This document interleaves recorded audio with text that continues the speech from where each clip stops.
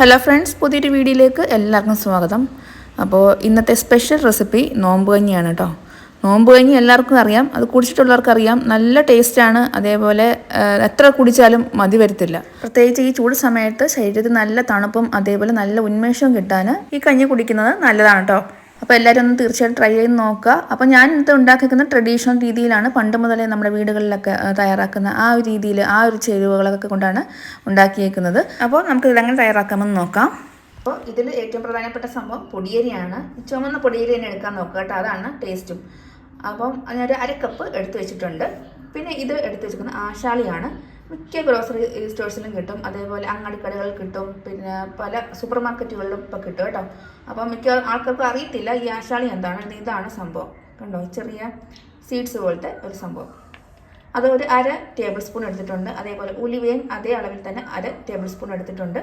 പിന്നെ ചെറിയ ജീരകവും 1/4 ടീസ്പൂണാണ് എടുത്തേക്കുന്നത്. പിന്നെ 3 അല്ലി വെളുത്തുള്ളി എടുത്തിട്ടുണ്ട്. പിന്നെ 1 കപ്പ് തേങ്ങ എടുത്തിട്ടുണ്ട്. പിന്നെ ചുവന്നുള്ളി എടുത്തേക്കുന്നത് നമുക്ക് അവരുടെ ഇഷ്ടത്തിനനുസരിച്ച് എടുക്കാം. കുറച്ച് പുള്ളെടുത്താൽ അത്രയും ടേസ്റ്റാണ്. ഞാൻ ഒരു 10 ചുവന്നുള്ളി പുള്ളെടുത്തിട്ടുണ്ട് കേട്ടോ. പിന്നെ അത്യാവശ്യമായിട്ട് വേണ്ടത് ചുക്കാണ്. വലിയ പീസും ഒരു ചെറിയ പീസും എടുത്തിട്ടുണ്ട്. ഇനി പൊടിയിൽ നന്നായിട്ട് കഴുകിയത് നമുക്കൊരു കുക്കറിലേക്ക് ഇട്ട് കൊടുക്കാം.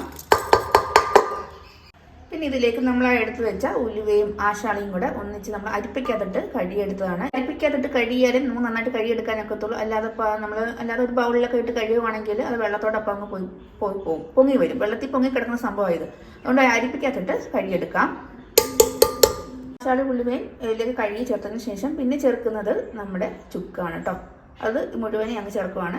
ഇങ്ങനെ അങ്ങ് ചേർത്താൽ മതി. ഇത് ചതച്ച് ചേർക്കണമെന്നില്ല. ചതച്ച് ചേർക്കുമ്പോൾ നമ്മൾ കഞ്ഞി കുടിക്കുമ്പോൾ നമ്മൾ ഇടയ്ക്കൊക്കെ കടിക്കാൻ ചാൻസ് ഉണ്ട്. അത് ഒരു രസം കാണത്തില്ല, കഞ്ഞി കുടിക്കാൻ ഒരു രസം കാണത്തില്ല. അപ്പം ഇത് മുഴുവനെയാണ് ഞാൻ ചേർത്ത് കൊടുക്കുന്നത്.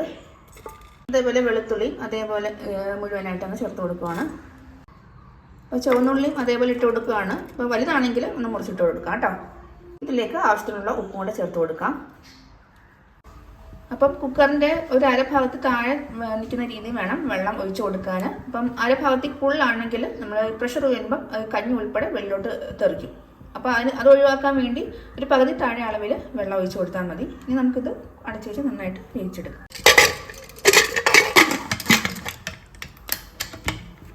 കഞ്ഞി വേവുന്ന സമയം കൊണ്ട് നമുക്ക് തേങ്ങ അരച്ചെടുക്കണം. അപ്പോൾ ഞാൻ മിക്സിയുടെ ചെറിയ ജാറിലേക്ക് മാറ്റുവാണ്. അത് നന്നായിട്ട് അരച്ചെടുക്കാം, മഷി പോലെ അരച്ചെടുക്കണം. ഒട്ടും തന്നെ തരിതരിപ്പില്ലാതെ അരച്ചെടുക്കണം. അപ്പോൾ അത് ചെറിയ ജാറിലേക്ക് മാറ്റിയിരിക്കുന്നത്. അപ്പോൾ അതിൻ്റെ കൂടെ തന്നെ 1/4 ടീസ്പൂൺ അളവിൽ ജീരകവും കൂടെ ചേർത്ത് കൊടുക്കാം. രണ്ടും കൂടെ നന്നായിട്ട് അരച്ചെടുക്കാം. നന്നായിട്ട് അരിഞ്ഞിട്ടാൻ വേണ്ടി അല്പം വെള്ളം കൂടെ ഞാൻ ചേർത്ത് കൊടുക്കുന്നുണ്ട്. ഒരുപാട് വെള്ളം ചേർത്ത് അരയ്ക്കരുത്, അരയ്ക്കുമ്പോൾ തെറിച്ചു. തേങ്ങ അരയ്ക്കുന്നതിൻ്റെ ഇടയ്ക്കൊന്ന് കുറച്ചായിട്ട് വെള്ളം ചേർത്ത് കൊടുത്താൽ മതി കേട്ടോ. അപ്പോൾ നന്നായിട്ട് അരഞ്ഞ് കിട്ടും. അപ്പോൾ നമ്മുടെ കഞ്ഞി ഇവിടെ വെന്ത് കിട്ടിയിട്ടുണ്ട്. 2-3 വിസിൽ കൊണ്ട് നന്നായിട്ട് വെന്ത് കിട്ടും. പൊടിയേരിയില്ലേ, പെട്ടെന്ന് അങ്ങ് വെന്ത് കിട്ടും. ഇനി നമുക്കിതിലേക്ക് അരച്ച് വെച്ച് അരപ്പ് ചേർത്ത് കൊടുക്കാം. കൂടെ തന്നെ നമുക്ക് ആവശ്യത്തിനുള്ള വെള്ളവും കൂടെ ചേർത്ത് കൊടുക്കാം. അപ്പം ഞാൻ ഒരുപാട് അങ്ങ് വെള്ളമാക്കുന്നില്ല, എന്നാലും കുറച്ച് തിക്കായിട്ടുള്ള രീതിയിലാണ് എടുക്കുന്നത്. അപ്പോൾ നിങ്ങളുടെ ആവശ്യത്തിനനുസരിച്ച് വെള്ളം ചേർത്ത് കൊടുക്കാം. വെള്ളം ചേർത്ത് കൊടുത്തതിന് ശേഷം നമ്മളിവിടെ തിളപ്പിക്കുന്നില്ല, നന്നായിട്ട് നമുക്ക് ചൂടാക്കി എടുക്കുകയാണ്. തിളപ്പിക്കുവാണെങ്കിൽ തേങ്ങ പീരൻ വെള്ളം പോലെ ആയിപ്പോവും. അപ്പോൾ കുടിക്കുമ്പോഴും നമ്മൾ തൊണ്ടയിൽ കുത്തുന്ന ഒരു ഫീലിംഗ് ഉണ്ടാവും ഈ തേങ്ങ. അതുകൊണ്ട് തിളപ്പിക്കാതെ നന്നായിട്ടൊന്ന് ചൂടാക്കി എടുത്താൽ മതി. അതുകൊണ്ട് ലോ ഫ്ലെയിമിലിട്ട് നന്നായിട്ട് ഇളക്കി കൊടുത്തിട്ട് നന്നായിട്ടൊന്ന് ചൂടാക്കി എടുക്കാം. എന്നിട്ട് ചൂടാക്കി മാറ്റി വെച്ച ശേഷം നമുക്കിതിലേക്ക് ഒന്ന് വറുത്തിടണം. അതായത് നമ്മൾ ചുവന്നുള്ളിയും നമ്മുടെ കറിവേപ്പിലയും കൂടെ ഒന്ന് വറുത്തിടണം. അത് നെയ്ക്കകത്താണ് വറുത്തിടുന്നത്. അപ്പോൾ 1 ടീസ്പൂൺ നെയ്ക്കകത്ത് കുറച്ച് ചുവന്നുള്ളി, ഒരു 5-6 ചുവന്നുള്ളി ഒന്ന് അരിഞ്ഞിട്ടിട്ട് അതും കൂടെ ഒന്ന് മൂപ്പിച്ചിട്ട് നമുക്ക് കഞ്ഞിയിലേക്ക് ചേർത്ത് കൊടുക്കാം. അപ്പം നല്ല ടേസ്റ്റും നല്ല മണമുള്ള നമ്മുടെ നോമ്പ് കഞ്ഞി റെഡി ആയിട്ടുണ്ട് കേട്ടോ. ഈ നോമ്പ് കഞ്ഞി പ്രായഭേദമന്യേ എല്ലാവർക്കും, കുട്ടികൾക്കായാലും മുതിർന്നവർക്കായാലും എല്ലാവർക്കും ഒരേപോലെ ഇഷ്ടപ്പെടുന്ന ഒരു സംഭവമാണ് കേട്ടോ. അപ്പം ചെയ്ത് നോക്കിയിട്ടില്ലാത്തവരൊന്ന് ചെയ്ത് നോക്കുക. അപ്പോൾ വീഡിയോ ഇത്രയേ ഉള്ളൂ. ഇഷ്ടപ്പെട്ടാലൊന്ന് ലൈക്ക് ചെയ്യുക, അതേപോലെ ഒന്ന് സബ്സ്ക്രൈബ് ചെയ്ത് ഒന്ന് സപ്പോർട്ട് ചെയ്യാനും മറന്നു വരുത് കേട്ടോ. ഇനി പുതിയൊരു വീഡിയോ ആയിട്ട് വീണ്ടും കാണാം. Okay, thank